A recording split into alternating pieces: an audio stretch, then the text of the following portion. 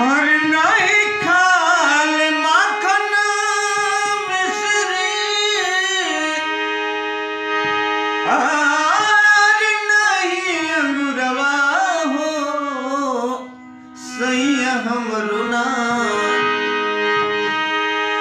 नहीं खाल माखन मिश्री, नहीं अंगुरवा हो सैया हमरो ना। खाले भंगिया धतुरवा हो सैया हमरो ना। खाले भंगिया धतुरवा हो सैया हमरो ना। और मड़ई के घर बाटे उच्च कैलाश में, ऐसन बुझाला जैसे